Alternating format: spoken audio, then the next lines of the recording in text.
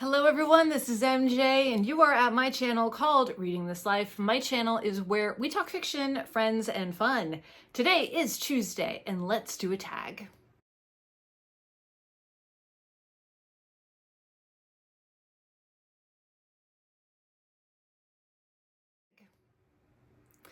I'm here to do the horror booktube tag created by Alex over at the Bookubus 4 years ago. I dug deep, I resurrected it. Let's do the tag. Prompt number 1. How and when did you get into horror? Well, it started when I was a little girl and I would watch black and white movies. I would be watching all of the classics.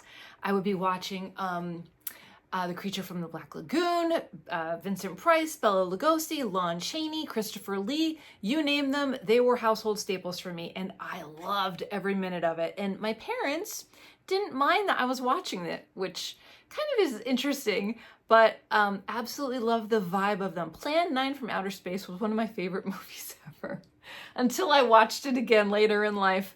But Vampira was everything for me. Oh my gosh, I wanted to be here so bad. So yeah, it all started when I was a little girl with movies on PBS, public service television. No, public broadcasting service. What is it? Public broadcasting service? I think that's what they call it. Make sure you donate to your local public television channel. What was the first horror book that I read? The first horror book that I read, and I'm actually looking forward to reading it again one of these days.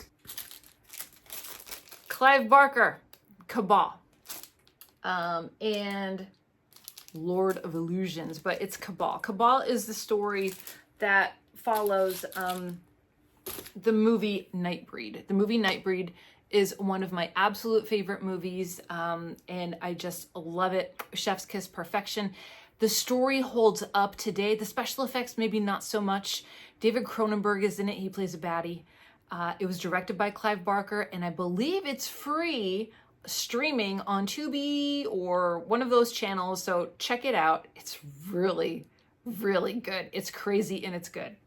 Prompt number 3. What horror-related goodness can we expect from your channel? My channel continues to grow and develop, just like I continue to grow and develop. So I'm starting a brand new series, and it is going to be interviewing authors. Horror authors, indie horror authors primarily.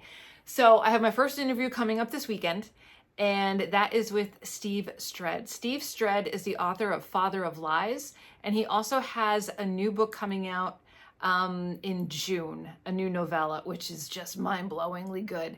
So if you are a fan of Steve, leave me a comment in the comment section and let me know if you have any questions that you'd like for me to ask.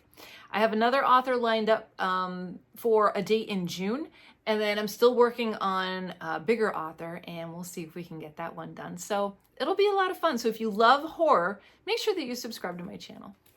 I'm like plain on the outside, but horror girl on the inside.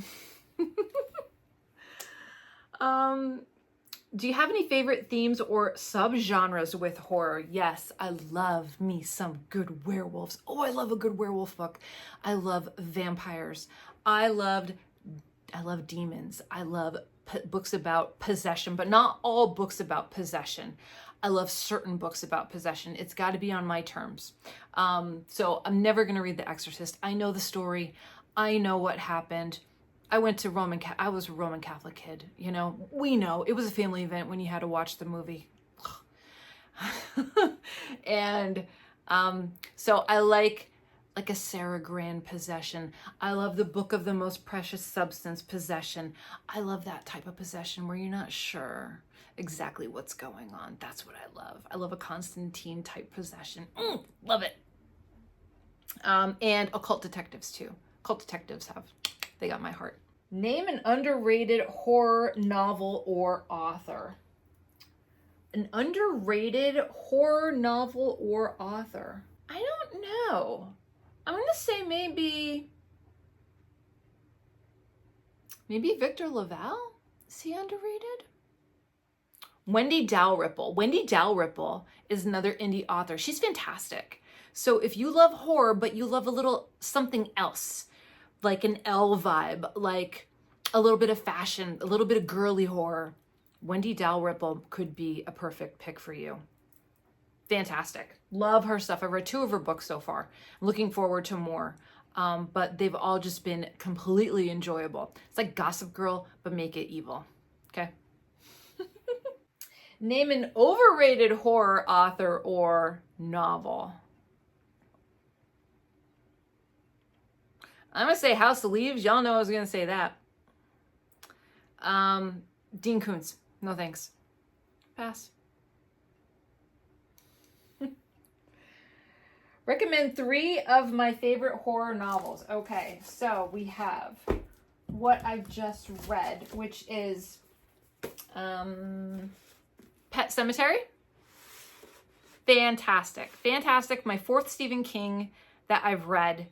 My favorite out of all of them. Well, really 3 fiction, 1 nonfiction. This is my favorite of the 3 fictional books that I've read. Really good. Just, I mean, his writing is chef's kiss. Tender is the Flesh by Augustina Bazterrica. If you're a female and this doesn't scare you, I don't know what's wrong with you. Yeah. Freaky, weird, disgusting, could happen. Just saying. And then last, this one has a special place in my heart. It's Moondance by S.P. Somtow. This is a chunk. I read it for my first Horror Mayhem. This was a buddy read. And as much, when I reflect back on it, as much as it got under my skin, because, you know, the wolves like to do their thing and mark their territory. There's a lot of that in here. But there's a lot of other good things in this book too. So if I could get over the wolf pee, this is a really, really good werewolf sprawling novel. This is like a slow summer read if you want to get into it. It takes place during the Midwest, during the Old West. We have vampires coming from, I think it's Romania, I'm not sure, but they're coming from Europe and they're coming to settle in. And it's just, it's kind of fun. It's kind of fun. So you get a little bit of cowboy action and you get a little bit of vampirism too. Next. Recommend your favorite, recommend a book or someone who, recommend a book to someone that is new to the horror genre. I would say this is a pretty good one for someone that's brand new. Thirst, and this is by Marina Jaskuskuk. And this wasn't what I was looking for in a horror book, but it's more horror lit. So we have super descriptive language. We have relationships. It focuses on 2 women. We have there's some spice in here. There's a little bit of spice, of course. We have some blood. We have some religious iconography. I enjoyed it. It's not long, but it didn't tick all my boxes, you know? But it's good if you're tiptoeing into the horror genre and want something a little more elevated. I would also say A House with Good Bones by T. Kingfisher. I recommended that to Book Chat with Pat, and she loved it. I loved it when I wrote it, or when I wrote it. I wish I wrote it. When I read it, and it's Southern Gothic, cozy, but you know there's something not right. That was really, really good. Are there any book to film adaptations that you particularly loved or hated? I'm going to give the big meh to the Twilight series. Is it horror? Not really, but those books got me back into horror after I finished graduate school. And all the movies, I went to go see them in the theaters. Like, I love them. But I think it was more romance than horror. I don't know. I'd have to say Francis Ford Coppola's Dracula is still like one of my favorites, for sure. One of my favorite Draculas. It's just good. And Keanu's in it too, you know, so there's that. How do I discover new to me horror books? Basically through all of you and my fellow creators, Bookstagram, Book Talk, all of it. I follow a lot of authors now on Twitter and on TikTok.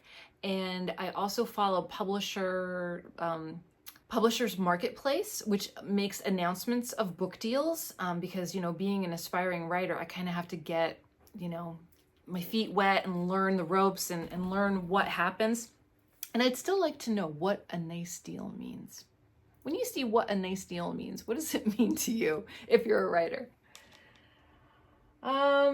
So yeah, basically, following the creators that are like, oh, I got this book in the mail, I got this book in the mail, I got this book in the mail. Also, ARCs. ARCs are huge. NetGalley is a fantastic way to be on the forefront of what's coming out in horror. What was the last book that I bought? The last book that I bought that was horror was Anno Dracula, and this was for Independent Bookstore Day. This is by Ken Newman. I've only heard interesting things about this, so one day I'll get started on it. And prior to that, the last two books, because I had to get them both, is A God in the Shed and Song of the Sandman by J.F. Dubrow. I've heard great things about God in the Shed, and one of these days I'll get to it. Hopefully before the end of the year. We'll see. We'll see. Okay. What horror book is on the top of my wish list? A horror book that's on the top of my wish list is Necrology by Meg Ripley. Meg Ripley, we follow each other. I need that book. I requested it back in April and I haven't been approved for it yet. So I just want to read it and talk about it. Guys, put a good word in for me, will you please? All right, thank you. All right, and that basically is the tag, and now I'm surrounded by so many books. So to tag people in this video, I'm going to tag all of my co-hosts for Horror Mayhem, as well as anyone that is participating in Horror Mayhem that is a creator. So I will leave all the prompts down below. Alex from Alex the Bookubus, thank you so much for creating this, and thanks for watching. If you love horror content, make sure that you are subscribed to my channel and make sure that you give this video a like. I would really appreciate it. All right, everyone, that's it here for me. I hope you're all doing well. Make sure that you're taking care of yourself so you can take care of others, and I will see you in my next video, whether that be sooner or later. So until next time, goodbye for now. Happy reading. Happy Horror Mayhem.